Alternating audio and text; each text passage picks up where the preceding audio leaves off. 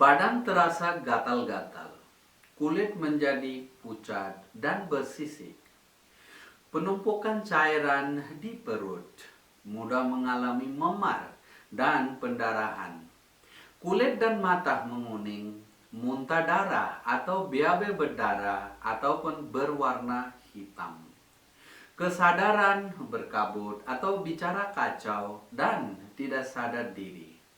Gejala-gejala tersebut adalah tanda-tanda atau ciri-ciri dari gagal hati.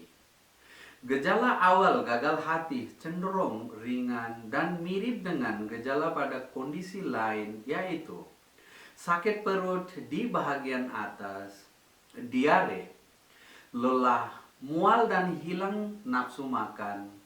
Bila kondisi organ hati makin memburuk, maka gejala yang lebih serius akan muncul seperti yang saya katakan tadi.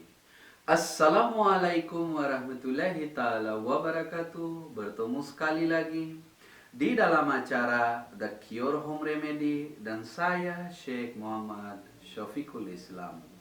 Jika Anda belum sempat subscribe channel ini atau Anda baru di channel ini, tolong subscribe channel ini serta jangan lupa tekan tombol lonceng untuk video terbaru dari saya. Penyebab gagal hati. Gagal hati disebabkan oleh kerusakan pada sel-sel di organ hati.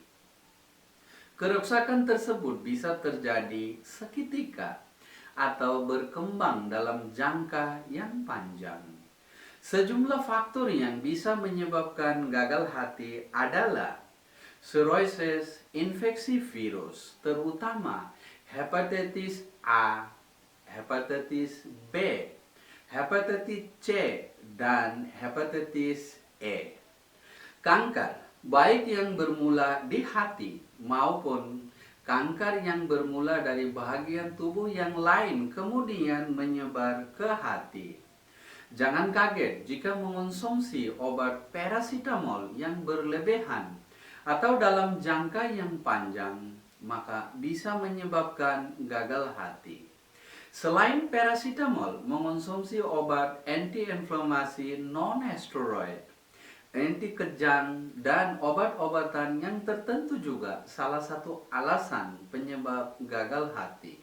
Kecanduan alkohol, paparan racun, misalnya zat karbon tetraklorida, sistem kekebalan tubuh yang menyerang tubuh sendiri ataupun autoimmune disease, penyakit pembuluh darah di hati seperti sindrom Buerger, gangguan metabolik misalnya penyakit Wilson, reaksi tubuh atas infeksi berat, penyakit lainnya misalnya penyumbatan pembuluh darah di hati, penumpukan zat besi dalam tubuh, intoleransi fruktosa, sindrom Rey, dan galaktosemia.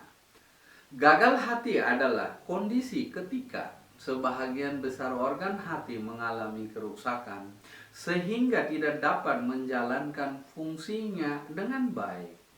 Kondisi ini bisa terjadi terhadap dalam waktu bertahun-tahun atau terjadi seketika. Gagal hati harus segera ditangani karena dapat berisiko menyebabkan kematian. Organ hati memiliki sejumlah fungsi yang penting, antara lainnya membuang racun dari dalam tubuh, membantu proses pengumpalan darah, serta membantu tubuh melawan infeksi. Seseorang akan berada dalam kondisi yang serius apabila sejumlah fungsi tersebut tidak berjalan normal atau terganggu. Gagal hati pada umumnya ditandai pada mata dan kulit yang menguning, serta perut yang membengkak karena penimbunan cairan. Penyebab gagal hati sangat beragam, namun penyebab paling sering adalah infeksi virus hepatitis. Jika Anda terlalu sering mengonsumsi minuman beralkohol yang berlebihan atau overdoses, obat paracetamol as I told, ada beberapa jenis makanan alami yang ampuh untuk mengatasi dan menyembuhkan sakit liver atau sakit hati. Yang pertama, sayuran yang berdaun hijau atau green leafy vegetable. Sayuran seperti kale, Brussels sprouts, dan kol kaya dengan sulfur yang mampu membantu hati untuk membuang atau menetralkan racun. Berbicara soal hati, dandelion merupakan tumbuhan yang dikatakan paling efektif dan direkomendasikan untuk mendetoksifikasi serta mendukung pencernaan dan penyerapan lemak, menstimulasi produksi empedu. Tidak cuma vitamin dan mineral, sayuran yang berdaun hijau juga mengandung antioksidan tinggi yang dapat melindungi hati dari kerusakan akibat racun, radikal bebas, atau free radicals. Klorofil, pigmen hijaunya bisa mengurangi kadar toksin dan membersihkan hati. Jadi disarankan perbanyaklah mengonsumsi bayam, lobak, sawi, salad, serta kubis. Yang kedua, sayuran cruciferous atau keluarga kol kubis seperti brokoli, kol, kembang kol, dan bok choy termasuk ke dalam jenis sayuran cruciferous. Dedaunan pada sayuran ini berbentuk seperti salib sehingga dinamakan cruciferous. Jenis sayuran ini mengandung phytonutrien yang terdiri dari flavonoid, carotenoid, sulforaphane, dan indolens. Senyawa kimia alami ini bertindak sebagai antioksidan yang dapat membantu hati menetralkan zat kimia, pestisida, obat-obatan, serta zat karsinogen. Di dalam sayuran cruciferous juga terdapat antioksidan glutathione tinggi yang dikenal sebagai nutrisi penting dalam pembersihan hati. Glutathione dapat meningkatkan fungsi kekebalan tubuh atau boost immune system. Yang ketiga, makanan tinggi sulfur. Ya, benar sekali. Sulfur dibutuhkan oleh organ hati untuk melakukan detoksifikasi yang dapat mengeluarkan merkuri atau zat tambahan makanan tertentu dari tubuh. Mineral ini juga memiliki efek anti-inflamasi dan bermanfaat untuk kesehatan tubuh secara keseluruhan. Asupan sulfur bisa diperoleh dari makanan seperti bawang putih, bawang besar atau bawang bombay, dan telur. Seterusnya, yang keempat, buah anggur atau grape. Baik anggur merah ataupun ungu memiliki senyawa yang aktif, salah satunya resveratrol. Anggur dipercaya bisa menurunkan peradangan, memperbaiki fungsi hati. Yang kelima, lemak. Tunggu dulu, wait a minute. Sel-sel di dalam tubuh Anda memerlukan glukosa sebagai sumber energi. Pencernaan glukosa ke dalam sel tubuh ini dibantu oleh hormon insulin. Penderita penyakit ginjal seringkali mengalami masalah resistensi insulin. Artinya, insulin yang dihasilkan tubuh tidak bisa digunakan dengan baik sehingga terjadi penumpukan glukosa di dalam darah yang diubah menjadi lemak oleh hati. Beberapa jenis lemak tertentu bisa membantu tubuh Anda menggunakan insulin dengan lebih baik. Glukosa pun bisa dicerna ke dalam sel tubuh dan hati, tidak perlu mengubah yang menjadi lemak dan mencadangkannya. Namun, lemak juga tidak boleh dikonsumsi secara berlebihan atau eksesif.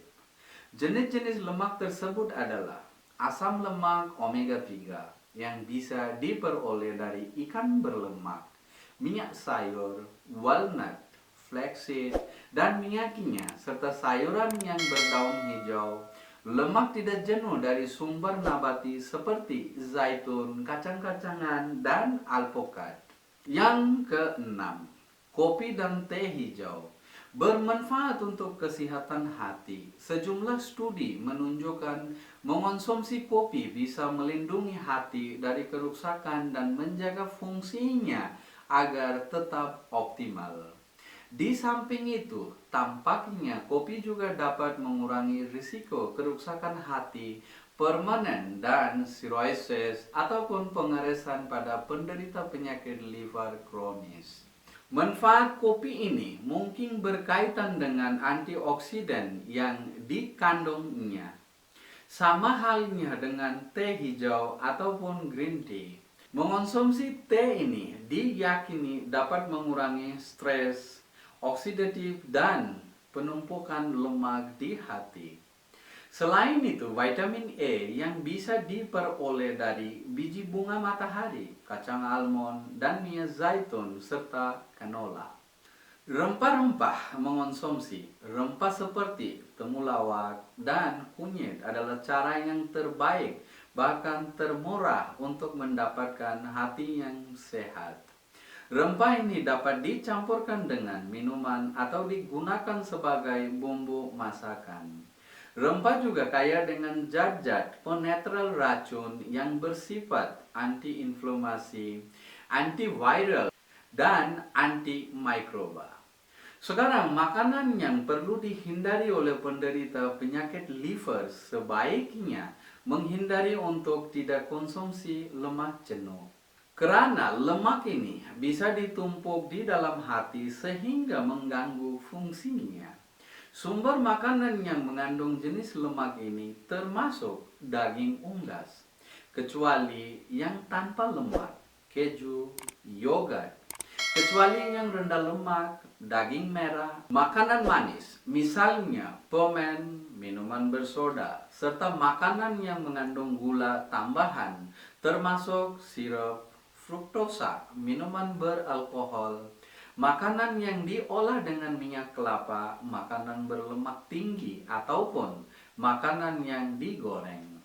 Selain menyerapkan pola makan yang sehat, maka orang yang mempunyai penyakit liver juga perlu mengontrol berat badannya dan kadar gula darah, serta olahraga yang rutin. Olahraga yang bisa dilakukan adalah aerobik atau latihan angkat beban, tapi sesuai dengan kondisi Anda. Iya teman-teman, mudah-mudahan video ini bisa bermanfaat bagi kita semua. Amin ya rabbal alamin. Assalamualaikum warahmatullahi taala wabarakatuh.